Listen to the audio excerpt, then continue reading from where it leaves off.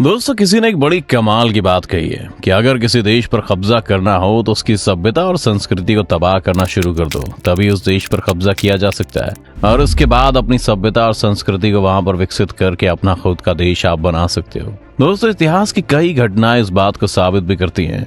आज हम एक ऐसे देश के बारे में जानेंगे जो क्षेत्रफल के मामले में केरल से भी छोटा है, आज दुनिया के ताकतवर देशों में कैसे आगे आ गया। हम बात कर रहे हैं इजराइल की। आखिर इजराइल का इतिहास क्या रहा है और इजराइल की उत्पत्ति कैसे हुई? विश्व भर में यहूदी धर्म को मानने वाला एकमात्र देश इजराइल कैसे बना? दोस्तों, आपको बता दें कि दुनिया भर में यहूदी धर्म को मानने वाला सिर्फ एक ही राष्ट्र है और वो है इजराइल। इस देश की अगर हम इतिहास के बारे में बात करें तो इसका इतिहास भारत देश से काफी हद तक मिलता जुलता है। जैसे आजादी के बाद भारत के 2 टुकड़े हुए थे, वैसे ही फिलिस्तीन भी 3 भागों में बटा था, जिसमें से एक देश बना इजराइल जो कि यहूदियों को दिया गया और बाकी के 2 देश अरब के लोगों को मिल गए। आज दुनिया के नक्शे में इजराइल जिस तरह से दिखता है, इसके पीछे कई साल का पुराना इतिहास है। अगर आज इजराइल और फिलिस्तीन के बीच युद्ध को समझना है तो इतिहास के उन पन्नों से गुजरना होगा जहां तथ्य कम और लाशें ज्यादा हैं। यहूदियों के इतिहास के बारे में जानने के लिए सबसे पहले आपको दुनिया के सबसे घिनौने और नफरत भरे नरसंहार को जानना पड़ेगा। और यीशु के जन्म के 1000 साल पहले दुनिया में 2 रिलीजियस सेंटर थे। पहला था सनातन धर्म जो कि हिंदुस्तान में बेहद ही मजबूत था, और दूसरा मिडिल ईस्ट का वो रेगिस्तानी इलाका जहाँ हजरत इब्राहिम उन 3 धर्मों के पैगंबर थे। ये धर्म थे इस्लाम, ईसाई और यहूदी। हजरत इब्राहिम का जिक्र धार्मिक पुस्तकों में मिलता है। इब्राहिम के वंश में इजराइल का जन्म हुआ जो उनके पोते थे। इजराइल ने 12 कबीलों को मिलाकर इजराइल का गठन किया, जिसे आज हम इजराइल देश के नाम से जानते हैं। इजराइल के एक बेटे का नाम जूदा या यहूदा था। इनकी वजह से इस धर्म को ज्यू या यहूदी नाम मिला। वैसे तो यहूदी अपने और भी कई पैगंबर को मानते थे, जैसे कि इब्राहिम, इजराइल, जुदा और मूसा। हजरत मूसा को यहूदी अपना मुख्य पैगंबर मानते थे। ऐसा कहा जाता है कि हजरत मूसा ने जो नियम तय किए थे उसी पर यहूदियों ने आगे बढ़ने का फैसला किया। आपको बता दें कि हजरत मूसा का जिक्र कुछ किताबों में पढ़ने को मिलता है, जैसे कि बाइबल और कुरान। मूसा ने यहूदी धर्म को एक नया रास्ता दिखाया था और यहूदी धर्म को एक नया स्थान भी दिया था। अब आते हैं इतिहास के काले पन्ने पर। एक ऐसा दौर जिसकी घटना, जिसकी कहानी इजराइल क्या बल्कि पूरी दुनिया सदियों तक ना भूल सकी और ना ही भूल पाएगी। सन 72 ईसा पूर्व में रोमन साम्राज्य का बड़ा हमला हुआ। आपको बता दें कि रोमन ने सन 63 ईसा पूर्व में ही अपनी एंट्री पक्की कर ली थी। इजराइल के 2 टुकड़े होने का फायदा भी रोमन्स ने बखूबी उठाया। रोमन साम्राज्य के इस हमले में पहले यहूदियों के मंदिर, जिसे पूर्व में किंग डेविड ने बनवाया था, उसे तोड़ दिया गया। हालांकि इस हमले में मंदिर की एक दीवार बच गई थी और यह दीवार आज भी यहूदियों के लिए सबसे पवित्र तीर्थ स्थल माना जाता है। आज हम इस दीवार को वेस्टर्न वॉल के नाम से जानते हैं और इस जगह पर यहूदी आज भी माथा टेकते हैं और प्रेयर्स करते हैं। मंदिर टूटने की इस घटना को एक्सोडस कहा जाता है। दूसरी तरफ यहूदियों की भारी संख्या में कत्लेआम भी हुआ और इसी दौर में यरूशलेम की उस जमीन पर जहां आज अल अक्सा मस्जिद है और जो विवाद का केंद्र बना हुआ है, वहाँ ईसा मसीह का जन्म होता है। ईसा एक यहूदी थे, लेकिन वो अपनी विचारधारा लेकर आए। उन्होंने अपने धर्म का प्रचार किया जो रोमन और यहूदी दोनों को पसंद न आया। ईसा ने खुद को परमेश्वर का पुत्र कहा और कई चमत्कार किए, जिससे कई यहूदी उनके शिष्य बनने लगे और ईसाई धर्म की नींव पड़ी।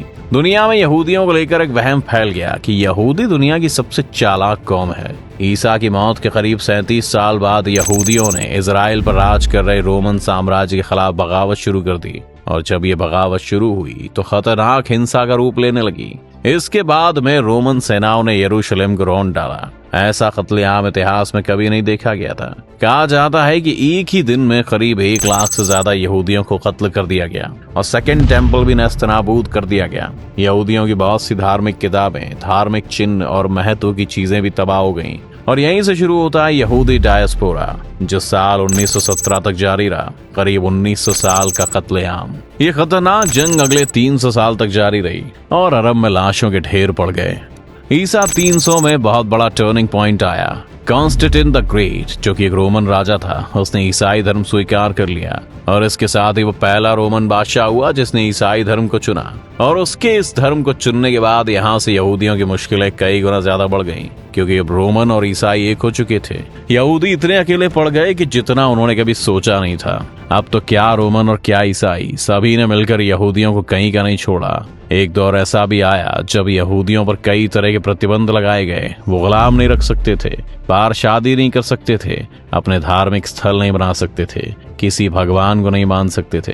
फर्स्ट वर्ल्ड वॉर और सेकेंड वर्ल्ड वॉर के बीच का समय यहूदी इतिहास का सबसे काला पन्ना साबित हुआ। जर्मनी के जरिए हिटलर ने दुनिया को हिला दिया और शुरू होता है यहूदी होलोकॉस्ट का चैप्टर। कहा जाता है कि करीब 60 लाख यहूदियों को हिटलर ने गैस चेंबर में मरवा दिया और जो बच गए उनकी हालत मुर्दे जैसी थी। इस दौरान जर्मनी समेत यूरोप के बहुत से हिस्सों से यहूदी अमेरिका और इजराइल भाग पहुंचे। अमेरिका पहुंचने वाले यहूदियों में से एक थे दुनिया के सबसे बड़े वैज्ञानिकों में शुमार एल्बर्ट आइंस्टाइन, जो जर्मनी में पैदा हुए पर अमेरिका में जाकर शरण लेनी पड़ी। दूसरे विश्व युद्ध में हिटलर की हार हुई और संयुक्त राष्ट्र की स्थापना हुई। कभी इजराइल की जगह तुर्की का ऑटोमन साम्राज्य हुआ करता था, लेकिन फर्स्ट वर्ल्ड वॉर में तुर्की की हार के बाद इस इलाके में ब्रिटेन का कब्जा हो गया। ब्रिटेन उस समय एक बड़ी शक्ति के रूप में स्थापित देश था और सेकेंड वर्ल्ड वॉर तक इसका इलाका ब्रिटेन के कब्जे में ही रहा। फिलिस्तीन उस्मान राज्य का हिस्सा था। 1878 में उस्मान साम्राज्य में 87% मुस्लिम, 10% ईसाई और 3% यहूदी लोग थे। 1900 ईस्वी में पहली बार इजराइल की स्थापना की मांग की गई, जिसे सियनिज्म आंदोलन का नाम दिया गया।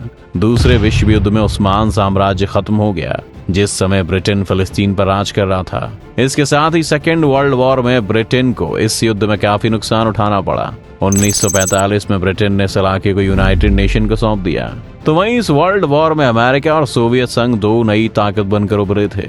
1900 ईस्वी में पहली बार इजराइल की स्थापना की मांग की गई, तो इसका समर्थन ब्रिटेन ने भी कर दिया, क्योंकि ब्रिटेन की जो भारत में नीति थी वही नीति उन्होंने भी अपनाई। फूट डालो, राज करो। संयुक्त राष्ट्र की अगुवाई में दुनिया ने तय किया कि अब यहूदियों को उनका एक देश देना चाहिए और इस तरह साल 1948 में उस भूमि का बंटवारा हो गया। 1947 में यूनाइटेड नेशन ने इस इलाके को दो हिस्सों में बांट दिया, एक अरब राज्य और एक इजराइल। और ये बात अरब देशों को बिल्कुल भी पसंद नहीं आई। उन्होंने इस दौरान कई बार इजराइल पर हमला किया, लेकिन हर बार हार का सामना करना पड़ा। यरूशलेम शहर को अंतर्राष्ट्रीय सरकार के मैनेजमेंट के अंतर्गत रखा गया। अगले साल इजराइल ने अपनी आजादी का ऐलान किया। इसी के साथ 1948 में दुनिया के एक शक्तिशाली देश का गठन हुआ।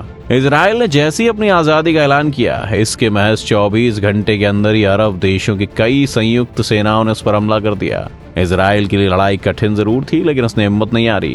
करीब अगले 1 साल तक लड़ाई चलती रही। नतीजा ये हुआ कि अरब देशों की सेनाओं की हार हुई और इस दौरान सबसे ज्यादा नुकसान उन मुसलमानों को हुआ जो अलग से फिलिस्तीन की मांग कर रहे थे।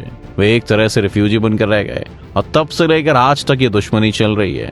युद्ध समाप्त होने के साथ ही इजराइल की 120 सदस्यीय संसद के लिए 25 जनवरी 1949 को पहला चुनाव हुआ, जिसमें यहाँ के नागरिकों ने बढ़ चढ़ कर हिस्सा लिया और डेविड बैन ग्यूरिन देश के पहले प्रधानमंत्री चुने गए। इस वक्त दुनिया की कुल यहूदी आबादी के 40% से ज्यादा लोग इजराइल में रहते हैं और इस तरह से एक शक्तिशाली देश का निर्माण हुआ जिसका नाम इजराइल है। दोस्तों, इजराइल के बारे में एक इंटरेस्टिंग फैक्ट ये भी है कि इजराइल की मिलिट्री स्ट्रेंथ दुनिया भर के टॉप 20 में आती है। इससे आप ये अंदाजा लगा सकते हैं कि देश छोटा होने के बावजूद भी कितना ताकतवर है। आपको जानकर शायद हैरानी हो, लेकिन इजराइल के पास एक ऐसी खुफिया एजेंसी है जिसके नाम से ही दुश्मनों के पसीने छूट जाते हैं। उस खुफिया एजेंसी का नाम है मोसाद। तो दोस्तों, ये था इजराइल का इतिहास। कभी 200 साल तक अत्याचार सहने वाला इजराइल आज दुनिया की बड़ी ताकतों में शामिल है। मैं उम्मीद करता हूँ कि आपको इस वीडियो से काफी कुछ जानने को मिला होगा। अगर ये वीडियो आपको इंटरेस्टिंग लगी हो, ये वीडियो अच्छी लगी हो, तो इसे लाइक और शेयर करें। चैनल पर अगर आप नए और आपने हमारे चैनल को अभी तक सब्सक्राइब नहीं किया है, तो चैनल को सब्सक्राइब करें और बेल आइकॉन जरूर दबाएं।